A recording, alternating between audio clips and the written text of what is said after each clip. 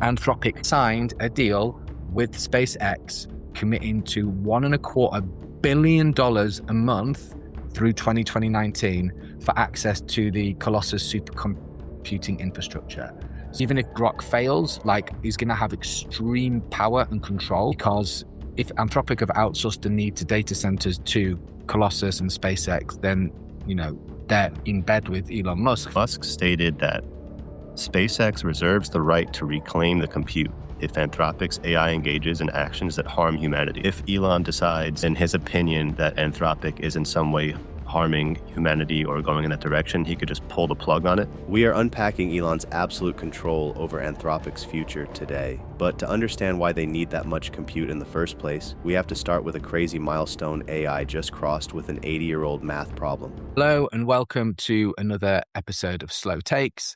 My name's Sam Illingworth. I run and write the Slow AI Substack, and I'm joined today by, we're calling him my friend now, my friend. Hello, friend and friends. My name is Leor from Exploring ChatGPT. The first story is a bit of light reading for you on an early Monday, late Monday, mid-Monday lunchtime.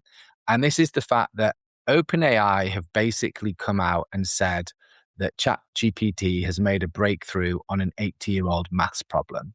I'm just going to give you a bit of context as to what this is. So basically, the Hungarian mathematician Paul Erdős, he's a bit of a prankster, but also like a mathematical genius. And he set a load of these mathematical constructs or puzzles or problems for people to solve about 80 years ago. And the idea behind them is that they're relatively easy to explain, but extremely difficult to solve. And he even put up monetary rewards for solving some of these problems. You can go to the Erdős website and there's a list of the active ones. Now, a lot of frontier models use the Erdős problems as like benchmarking to see how well they are at solving problems. And what was really interesting is a couple of years ago, ChatGPT came out being like, hey, we've solved 5 of these Erdős problems. And it turned out they just researched some literature that had also come up with some tangential solutions to it. But what's different with this one is that it has actually made a breakthrough. Now, it's really important to say this. It's not solved the problem. Now, I'm going to try my hardest to explain what the hell this problem is. So it's the Erdős planar unit distance problem. Basically, people in the chat, feel free to correct me. I do have an undergraduate and PhD in physics, but there's other people who are better at maths than me. Basically, the idea being is how many dots can you put on a piece of paper that enable you to have a line between pairs that is the same distance?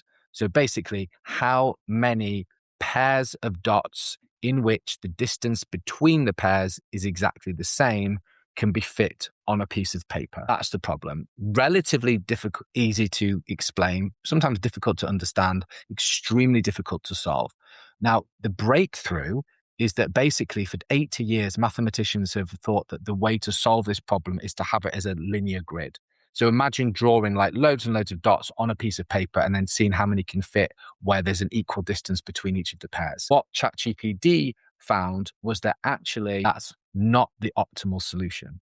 The optimal solution is to look at a different form of geometry that doesn't assume a linear square in fitting these dots. So it's not proved, it's not found a solution to the problem. What it's done is it's shown that the previous assumption as to how to solve this problem was non-optimal. So as Caro says, it's the working. Yeah, this is an extremely difficult. Two takes for me before I pass to Leor. I think this is really interesting.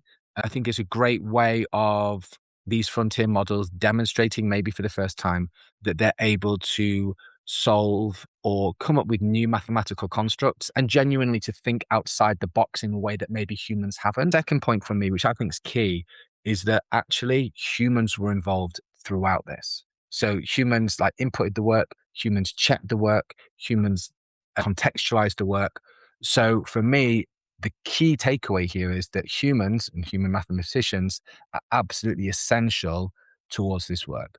So nice light topic for you to get stuck into, Leor. I would love to hear your take on this. And as if I've completely mangled my explanation. I'm not even going to begin to try to explain what this is. I have a bachelor's degree in physics, but I don't know. Okay, there's my flex.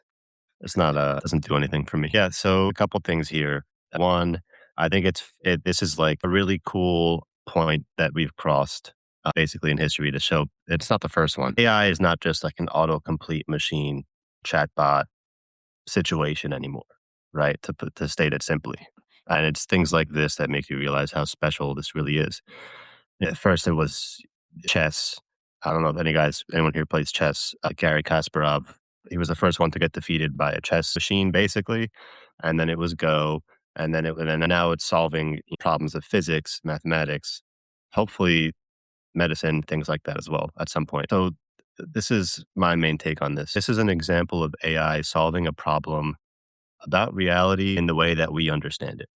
So, like Sam was mentioning, there's humans involved in this from beginning to end. Even the Erdős problem itself is a human derived problem, an idea that humans came up with to solve, right? But how do we begin to understand ideas that we can't understand about our reality? And how do we start asking the right questions? What questions actually should be being asked of AI to solve? And I think if we can't possibly imagine what these questions might be, whether it's in physics or math or any field, I think this is partially where we might have to allow at some point AI to play both sides. And that is basically what I'm saying is, and it's unfortunate, some people call it a cognitive surrender, where you basically allow AI to come up with ideas and then solve it itself. So I think that our base level understanding of reality is probably pretty low compared to where it's going to be in the future once we actually, in a sad way, surrender our ideas over to AI. I love that take, man. Not the cognitive surrender, but the point that they're asking questions. Like, I think, and I've not really thought about it like this until you said it out loud, but we spend so much time talking about all these solutions that AI can come up with, whereas actually genuinely thinking about both of our physics degrees, like the main thing I learned in my physics degree was that it's not the answers that are complex and worth it, it's the questions in the first place. And yeah, AI is going to be able to come up with some questions, but it won't be able to come up with the same questions as humans because it's not a human. And like you say, you can push us in different directions. But for me, this is a really cool reminder of human capacity for creativity and for complex thought as well. So yeah, these are solutions that some dude and his friends dreamt up 80 years ago, and we're still trying to wrestle with them now. And for me, I think this is testament to actually how amazing the human brain is, and a reminder that, yeah, it's for all of us, it's not necessarily just about trying to optimize and solve solutions over and over again. Sometimes it's just about asking the right questions. So yeah, that's a great frame, Leo, that I hadn't really thought about before. In the chat as well, for some light reading, I just put a list of all the available, look at the available Erdős problems, if anyone fancies solving them with or without AI tools over their lunch break. So moving on to the second topic then, like changing tack slightly. I found this really interesting. Two points in one. We've talked a lot recently about how Anthropic is really accelerating its user base. And for context, Anthropic has really gone down that business to business route of really trying to push the enterprise model. And they've said that in the past, that's how they're going to turn a profit. OpenAI has always in the past chased that business to consumer or BTC model, where you're basically trying to get people to use the product as individuals and then charge them the premium for it. Whereas Anthropic has said, look, that's just never going to work. What we're going to do is we're going to get X number of companies and organizations on board with us, and we're going to charge them, and then that's how we're going to make money. And they released some insane stats, man. So like they had their like Q2 report, and they basically disclosed that their revenue is more than doubling to $10.9 billion. And this is the most interesting part. They've already got an estimated $559 million operating profit. Now that's 2 years ahead of schedule. And at the time when Dario Modi said that they were going to be operating in profit in 2 years, everyone laughed at him thinking you don't make money with AI. So I think that's story number one of this part, which is really interesting. The second thing is, because it's all tied together, that last week, basically, Anthropic have been in discussion with SpaceX, which is the large parent company that Elon Musk runs, that runs X, runs SpaceX, runs Grok, etc. And Elon has a huge amount of capacity for data centers, owns data centers, leases out data centers. Anthropic currently doesn't have the compute power that it needs to be able to ship all of its commitments. So it signed a deal with SpaceX committing to $1.25 billion a month through 2019 for access to the Colossus supercomputing infrastructure. So over the lifetime of the contract, that's about $52 billion. Now, again, SpaceX isn't a small company. SpaceX's normal revenue is about $18 billion a year. This is $52 billion over what, 2.5 years, yeah? That's crazy. So for me, two main things, and I'll pass over to you. One, Anthropic already looked to be turning a profit way ahead of schedule. And two, yet again, Elon Musk is this like puppet master that's going to have, even if Grok fails, like he's going to have extreme power and control, because if Anthropic have outsourced the need to data centers to Colossus and SpaceX, then, they're in bed with Elon Musk, for want of a better phrase, for at least the next 2.5 years. I will say, final point from me, there's a 90-day cool down period, which made me laugh, right? It's like when you sign up a contract with your mobile phone for like $60 a month and you've got a 90-day cool off period. This is a $52 billion contract with the same 90-day cool off period, which just, made me chuckle. But yeah, I would love to hear your take on this. Yeah, absolutely. Regardless of people's opinions on Elon Musk, I think it's incredibly smart. He's got this IPO coming up, which, I mean, the valuation that they want to IPO at is historic and unwarranted. So not a financial advisor here, but I'll tell you what I'll be doing when they IPO at 1 point whatever trillion. I'll probably open up a new account just to short it.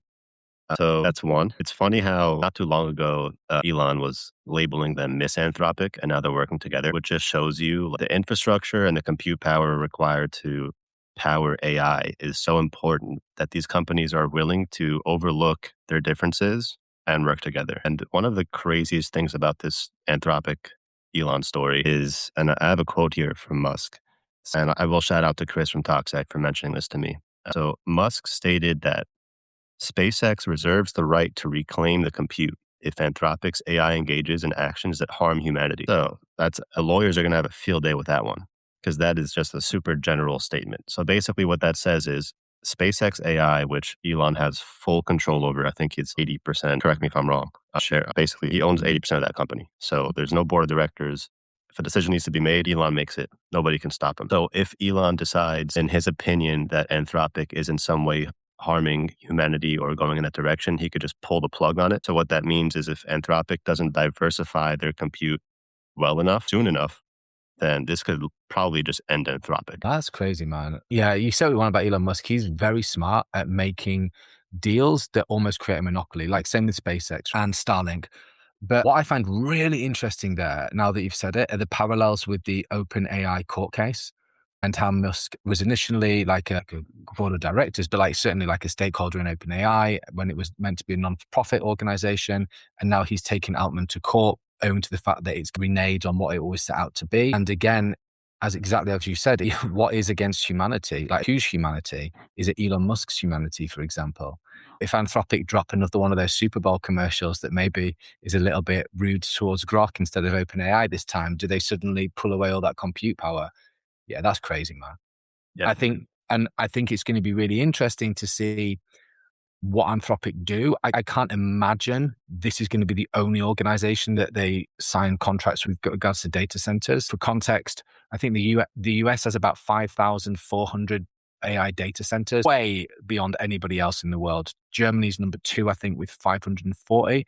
And the UK's number 3 with about 530. So it'll be really interesting to see if they're able to actually go in with some of these other companies and organizations. But yeah, Elon Musk sitting pretty again, isn't he, in this situation? Yeah, I think you really stated it perfectly there too, Sam. Because it's like they just make a commercial or something that he doesn't like. I can almost compare it to like something in my own experience. Let's say you do an inspection on a home, right? And you don't find anything that you don't necessarily like, but there's terms in the contract that allow your lawyer to just void it within a certain time period, right? So it's the same thing. If he sees something that's completely unrelated to quote unquote harming humanity in his opinion, he can turn it around and say, actually, do think that this is going to harm humanity, and then just pull the plug. So if Anthropic does not diversify like ASAP, it could be a real problem for them. Yeah, I would say that history's probably shown us that they will have a few different options available to them. And before we move on, just I think the other side of this story, like being able to already turn a profit this year is wild to me that Anthropic are doing that. I know we've hypothesized it in the past, but even I thought it would be like another 6 to 12 months before that happened. But I think that's a really interesting story. And again, I'm sure my prediction is that Anthropic's got an IPO coming in October as well. And like, these are the kind of figures that you want with an IPO. So yeah, very interesting stuff. So moving on to the third question then, third story. So this was really interesting. Basically, Samsung, the headline figure is that Samsung chip workers, so people who make Samsung chips, are going to be getting a $340,000 bonus that's going to be paid from, I think, operating profits of 21 billion bucks. This is like an average. So basically what it's saying is all the people who work making chips for Samsung, average it out, their bonus is going to be $340,000. Like two things for me. That's crazy, like a crazy amount of money. And the fact they're able to even do that just shows you the wild profits that are there. And it's all interconnected, right? There's been a huge boom in these making these chips, but there's been a massive demand for these chips because they're needed for AI data centers, which means that the same chips that are normally used in our laptops and mobile phones and consoles aren't readily available anymore, which means we're going to see a huge increase as consumers on our smartphones, etc. But what happened is that a lot of these workers in Asia mainly, they went on strike because they were like, we're making all of these chips for you and we're not seeing any of the profits, which was super smart of them because the humans in this instance genuinely were a bottleneck. So on the one hand, I'm like, good on them. These people who are probably relatively well compensated for what might be considered to be unskilled labor, but it's incredibly skilled. But my other thought on this, Leo, then I'll pass over to you, is that it's great that these people building the chips are being compensated. But what about all the people whose work has been used to train these models? Like all the people whose work has been stolen through copyright, or the artists, or the extremely underpaid laborers working in African countries who are used for human reinforced learning. Are they getting $340,000? No. So I think this is a very nuanced discussion. It's really interesting. To point Chad, yeah, that bonus does go all the way down to factory workers, as far as I'm aware. And again, they're already pretty highly paid factory workers within the relative scale of what factory workers are paid. But yeah, I'd love to hear your take on that, Leo. Sorry, quite a long context on that story. It's all good. No need to apologize. It's good context. I like it. I definitely like it. I think more power to the workers. That's the special thing about unions, whether you like them or not. Sometimes they work. Sometimes they don't. In this case, they worked. They got what they needed to get done. I remember in the story, and the crazy thing about this story to me is not just the sheer dollar amount, but it was really what were they risking? It was less than a month worth of a strike. I don't know if it was like 18 days or whatever it was in the story that you wrote. So they would have been on strike for a couple weeks, a few weeks. And in order to prevent that, they said, okay, take the money, take the money. So that just shows you like the real AI gold rush may not be who has the best model. And this ties into the last story very well. So very good as well. So the infrastructure and the chips behind AI, everything that makes AI works, from the humans to the chips, to the compute, to the energy. AI doesn't work without it. And those companies are so important. I think this also just shows you like this is going to be, in terms of technological advancements, this is going to be one of the largest wealth concentrations in history. And not to turn this into a finance podcast or something like that, but I will just mention, again, I'm going to say this again, not financial advice. I've always been super conservative, but probably a week ago, I realized like I got to take a chance being so ingrained in the AI world and seeing where the world is going. The infrastructure behind AI is just, that doesn't work without it, right? So I decided to actually create a portfolio of companies that are related to data centers, to even to like super risky plays like quantum, which we've spoken about before, which will actually change the whole landscape of this completely, all the way down to like even things a lot of people wouldn't think of. Maybe some people have seen these videos of data centers being built next to someone's house and now they can't sleep anymore because they make so much noise. And the reason for that is because there's ACs that are constantly powering this data center to make sure that everything stays nice and cool. So it's everything from like the air conditioners in these data centers to the chips, to the energy required to power them. This is the future, one way or the other. So yeah. No, for sure, man. And David Berry makes a really good point about semiconductors being the substrate for all mankind. I would agree, David. I think semiconductors are almost the ultimate bottleneck. And not that I want to turn this into a geopolitical podcast, but if you look at where the semiconductors are made, I think it's 70% of semiconductors are made in Taiwan. And there's probably a reason why President Trump went over to China recently to have trade talks and more. And a large part of that is semiconductors in Taiwan.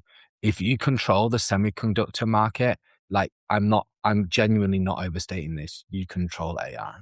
So if you happen to be a country who had previous political ambitions on Taiwan, this might be a further reason for you to exercise those ambitions without wanting to get into geopolitical. But that's an excellent point, David. And yeah, I would encourage people just to look a little bit more into the semiconductors. That's a beautiful line, almost poetic. Semiconductors are the substrate for all mankind. Yeah, I could not agree more. Cool. So yeah, just picking up things here. Yeah, Chad's saying, I think it would be a great thing if it was required that data centers not only bring their own power, but generate extra for the grid and lower everyone's electricity bill. That's a great point, Chad. As usual, I don't want to go too off topic, right? But there's actually a data center being built down the road from me. And so I'm in Scotland, yeah. What's wild is that it just came out yesterday that all of the benchmarking done on like how green these data centers would be was actually done pre ChatGPT 2022. So it's just the rationale for building them has just completely gone out of the window, right? So it's all interconnected. And as Leor said, maybe there's a way, even though we're not a financial market, maybe there's a way to make money there. So going on to our fourth story then, this is bringing it to the UK, if that's okay. I know Leo likes our UK stories. And again, another topic that we've spoken a lot about. So Palantir, which is a US organization mainly, that is the CEO is Peter Thiel and the owner is Peter Thiel, the founder is Peter Thiel, and the CEO is Alex Karp, both of whom I have strong opinions about. Basically, they are trying to get their grubby mitts all over NHS and other civil servants and UK infrastructure projects, the latest of which is the Met. So the Met is the London's police force, so the equivalent of the New York police. And the Met has a lot of historic issues, massive reports recently on systemic racism, misogynism, like it's got a lot of problems it needs to address. And Palantir basically came along and were like, look, we can offer you a data solution to a lot of these problems and let us build a data system that we can use not only to track naughty people committing illegal crimes, but also your own police force as well, so that we can try to address some of these systemic problems. The last government tried to push this through. And then basically the mayor of London, Sadiq Khan, was like, hold on a second, this is like a £50 million contract, which in the grand AI scheme of things might not seem like much, but it's a lot of money. And there's procurement rules. Procurement rules change according to jurisdiction. But one of the procurement rules, basically, roughly speaking, is if a tender or if an offer is over X amount, it needs to go out to Y number of companies, and then a decision needs to be made on those offers. So if it's over 150,000, let's say I want to build a database over £150,000 for West Lothian Council, which is where I live. I can't just offer that to one company. I have to put it out to tender, and it has to go through a proper procurement process. And it turns out that this Palantir offer didn't. So Sadiq Khan was basically like, we're not doing this. And the pushback's been insane, not from citizens, but from Palantir. Like, they've thrown their toys out of their pram. They've gone after him in the press. And for me, your story here is not necessarily Palantir evil, Sadiq Khan good, but more that a US company feels as though it has the power to make veiled threats of a UK elected official through the press, which I found to be absolutely wild. But yeah, I would love to hear your take on this as well, Leor. Yeah, a couple things before I get into my opinion on it. I think that surveillance, once it's scaled, it's kind of hard to bring that back. So in general, whether it's London or New York, I think a lot of these government agencies are looking to deploy technology that they don't really understand. I think that's the main takeaway here. But then in terms of my opinion, I will say Palantir is a very hot topic in terms of the company. I think even Sam was mentioning to me before we started this stream, like on TikTok, anytime you mention Palantir, it's just up there, right? Because it's controversial. Everybody knows the reasons. I won't get into the reasons. But people have their opinions. I will say, I noticed in this topic that there was two main reasons for this being turned down by Sadiq Khan. One, which I completely understand, which was mentioned that they need to consider multiple suppliers, and they only considered one, and that was Palantir. So that was the main reason. The second reason, which I don't fully align with, is saying that the company itself does not align with the values of the City of London. Are you going to tell me that every person in the City of London aligns in the same direction politically or in terms of what companies they support or don't? It comes back to this kind of concept of staying consistent. What phone do you have in your pocket? What shoes are you wearing? Where were those made? No, for Uh, sure, man. And all yeah, that. just to jump in, you're absolutely right. Like, even though I might have a difference of opinion and might think that it doesn't align with, it's that line of thinking is exactly the same line of thinking that we just denounced of Elon Musk having with what classifies as positive or negative against humanity, right? These are massively subjective tasks that a individual or a political party shouldn't be privy to making for exactly the reasons that you've said. So yeah, so I just wanted to jump in to say that's an Yeah. extremely well-made point. Yeah, 100%. And then I'll just mention, like, there's a few companies that the City of London already works with that could probably the same thing could be said. If you're saying that the whole City of London does not align with Palantir, does the whole City of London align with Microsoft, with Google, with Bloomberg? I don't think so, but you're still working with them. So that's my take here. No, it's a great take, man. And I think that's why whenever we're making decisions about things, it's always better to go through the books, so to speak. And as I'd all the way back to the Untouchables, right? Like, that's how you get people. You can't be subjective about these things. You can't, in my opinion, express a political side of these things. You can't say that it represents or doesn't represent a subset of people. It might be against your own individual belief systems. Advice to anybody: if you truly want to stop an organization from doing something, find a way to do it through the written law. That is how you stop these organizations from working. And in this instance, yeah, I totally agree with Leor. It's strange that there were these 2 points of against what Londoners stand for and broke the procurement issue. One of them is an absolute no-no that you can take to court and that will work. The other one is just subjective. Interestingly, Leor, lots of people have been saying that what will probably happen now is that they might break it down into X number of contracts that then dip below that procurement threshold. So that instead of having one £50 million contract, there's 100, £500,000 contracts, which means that you don't need to go into the procurement process, which again is very interesting. But yeah, I would recommend checking that out. If people are really interested in this, there's an amazing person on TikTok called the Scouse Oracle. And she like really goes into town with all of these contracts and stuff. As Leo and I always say, just watch what people do rather than what they say.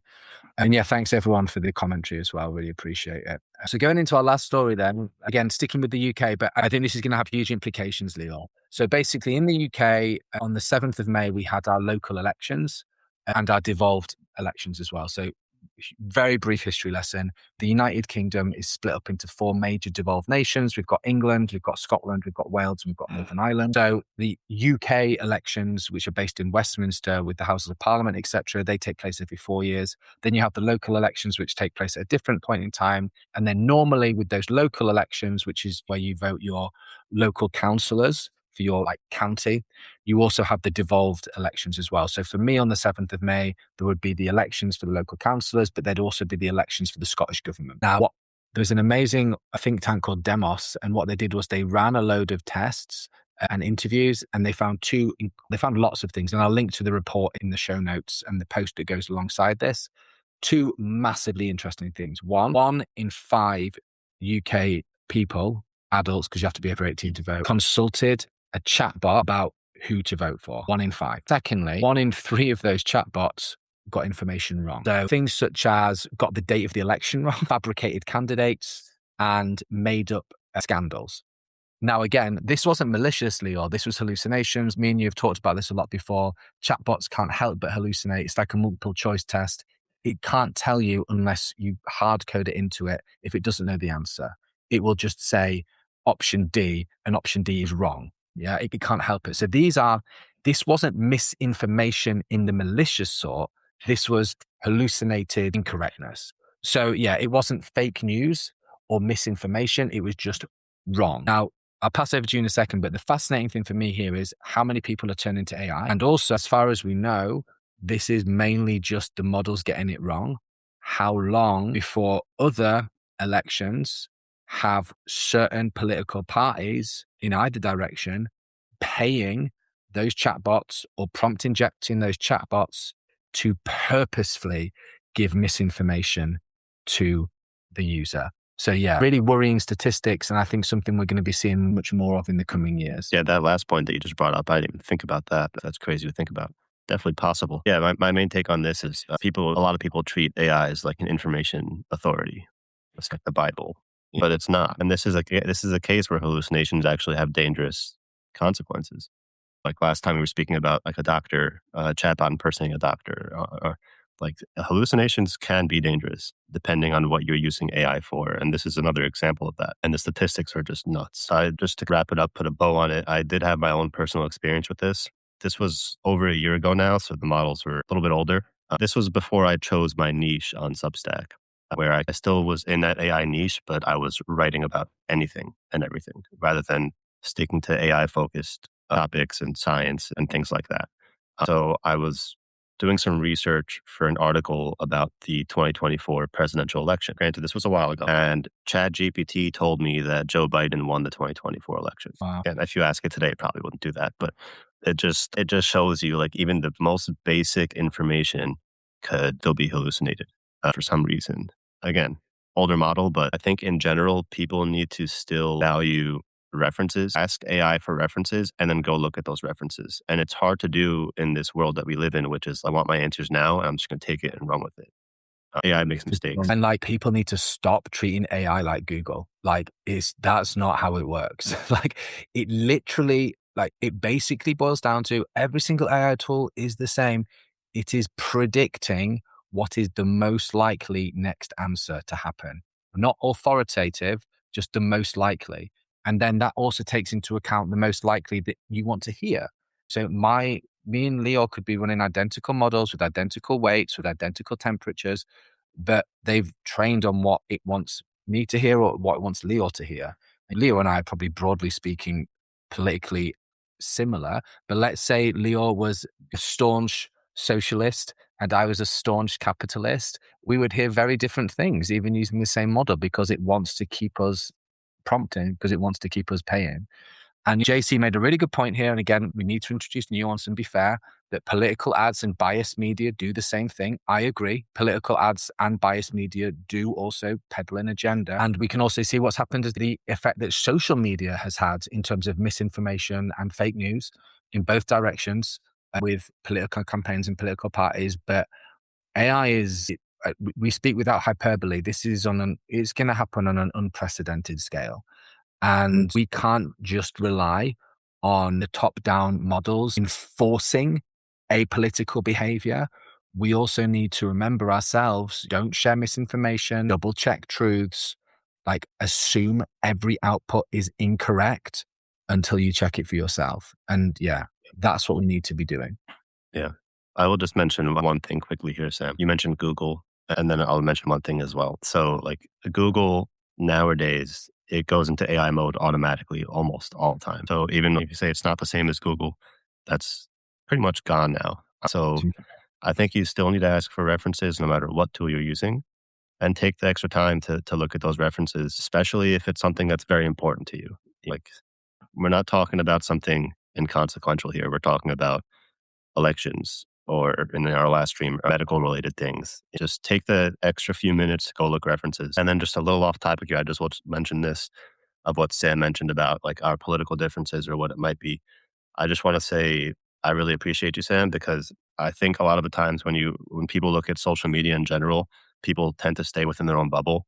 And I think what Sam and I have shown here this is now episode 12 of Slow Takes, people can have different ideas beyond the spectrum of different ideas politically and still have a respectful conversation. And I think that's lacking in society today. Thanks, man. Absolutely. Appreciate you for the same reason. And many of our readers as well, and viewers who we all probably have very different political opinions, but I think we also have similar red lines that we all want to see.